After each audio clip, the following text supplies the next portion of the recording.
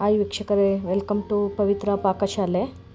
ಇವತ್ತು ಏನು ಮಾಡ್ತಾಯಿದ್ದೀನಿ ಅಂದರೆ ಚಿಕನ್ ಫ್ರೈ ಮಾಡೋಣ ಬನ್ನಿ. ಬೇಗ ಮಾಡ್ಬೋದು, ಸಿಂಪಲಾಗಿ ಮಾಡೋಣ. ಅದಕ್ಕೆ ಬೇಕಾಗಿರೋದು ಏನೇನೆಂದರೆ ಕೊತ್ತಂಬರಿ ಸೊಪ್ಪು, ಪುದೀನ ಸೊಪ್ಪು, ಮೆಣಸಿನ್ಕಾಯಿ ಹಾಕ್ಕೊಳ್ಳಿ. ಆಮೇಲೆ 2 ಟೊಮೊಟೊ ಕಟ್ ಮಾಡಿ ಇಟ್ಕೊಂಡಿದ್ದೀನಿ. ಆಮೇಲೆ 2 ಈರುಳ್ಳಿ ಕಟ್ ಮಾಡಿ ಇಟ್ಕೊಂಡಿದ್ದೀನಿ.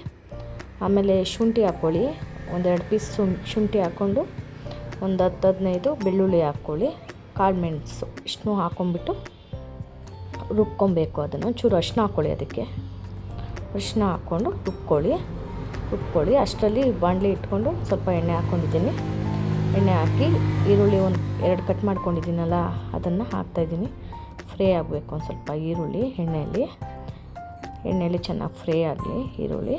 ಅದಾದ ನಂತರ 2 ಟೊಮೊಟೊ ಕಟ್ ಮಾಡಿಟ್ಕೊಂಡಿದ್ದೀನಲ್ಲ ಅದನ್ನು ಹಾಕಬೇಕು. ಹಾಕಿ ಅದು ಫ್ರೈ ಆಗಲಿ, ಎಣ್ಣೆ ಬಿಡೋ ಥರ ಒಂದು ಸ್ವಲ್ಪ ಫ್ರೈ ಆಗಬೇಕು. ಚೆನ್ನಾಗಿ ಫ್ರೈ ಆದ ನಂತರ ನೀವು ಮಸಾಲೆ ರುಬ್ಬಿ ಇಟ್ಕೊಂಡಿರ್ತೀರಲ್ಲ ಅದನ್ನು ಹಾಕಿ. ಬೇಗ ಮಾಡ್ಬೋದು ಇದು. ಮಸಾಲೆನೂ ಫ್ರೈ ಆಗಲಿ.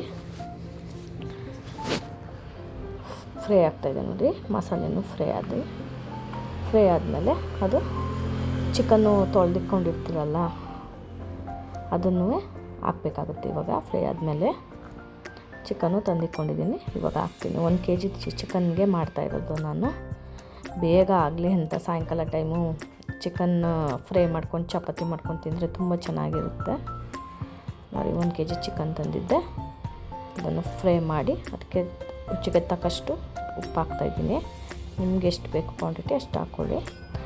ನಾನು ಒಂದು ಸ್ವಲ್ಪ ಬೇಕು ಹಾಕಿದ್ದೆ. ನಾನು ರುಚಿಗೆ ತಕ್ಕಷ್ಟು ಉಪ್ಪು ಹಾಕಿದ್ದೀನಿ. ಫ್ರೈ ಆಗಲಿ, ಅದು ಚೆನ್ನಾಗಿ ಫ್ರೈ ಆದಮೇಲೆ ಚಪಾತಿನೋ ಆಮೇಲೆ ನೀರು ದೋಸೆ ಆಮೇಲೆ ಅಕ್ಕಿ ರೊಟ್ಟಿ ಎಲ್ಲಕ್ಕೂ ಇದಾಗುತ್ತೆ. ಒಂದು ಸ್ವಲ್ಪ ನೀರು ಬಿಡಬೇಕಾದ್ರೆ ನೋಡಿ, ಅದೇ ನೀರು ಬಿಟ್ಟಿದೆ, ನೀರೇನು ಹಾಕಬೇಡಿ.